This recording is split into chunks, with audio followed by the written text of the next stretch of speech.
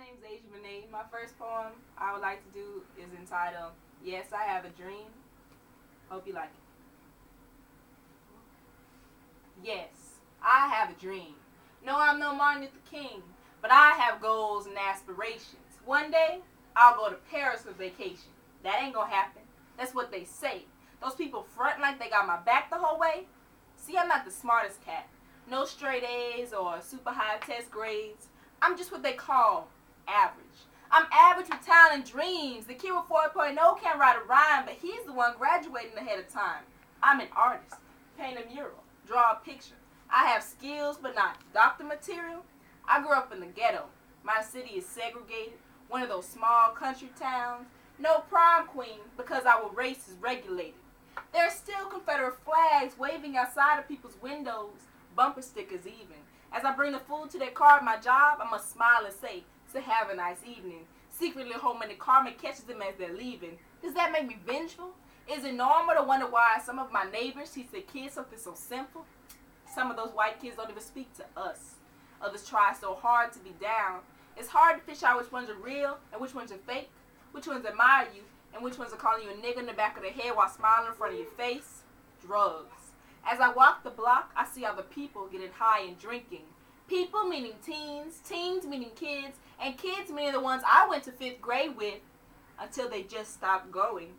Now I passed them on my way to college, deep down forever knowing that she could have been me if I made the wrong choice somewhere down the line before I decided not to go into the projects with my friends and have my first joint when they decided to try theirs.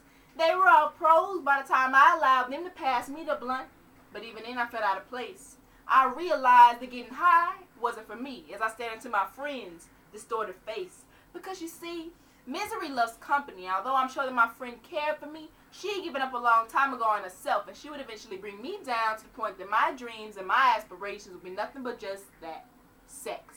It's a setup from the get-go. No, girl, you silly, naive little girl. He doesn't love you. It's just a way to get into your panties, and then when she's done with you, he'll simply walk away. Why are you trying to please these boys when it's you that needs love at the end of the day? Am I pregnant? What will I do? What will my parents say? Never mind, my period came, so yes. I wonder what they're thinking as I drive past on my way to college. As my friends either have a baby on their hip or a cigarette between their lips. Are they angry with me that although I decided not to smoke that day or not to date that boy, I could have been them and they could have been me if they simply stayed home instead of going to see the basketball court, simply went straight home after the movie instead of going to see that boy who was so fine at the time. He seemed so perfect and it felt so good. School.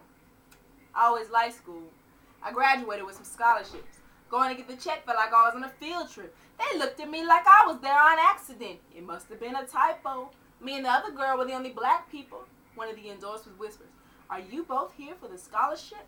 Is it because I'm black? What's so different between us and the other 4 recipients? Does my skin color stop me from being a participant?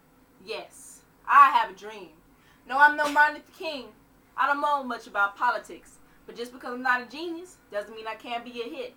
I'm not settling for average, simply shooting for extraordinary. I must admit, the height up there seems sort of scary." Thank you.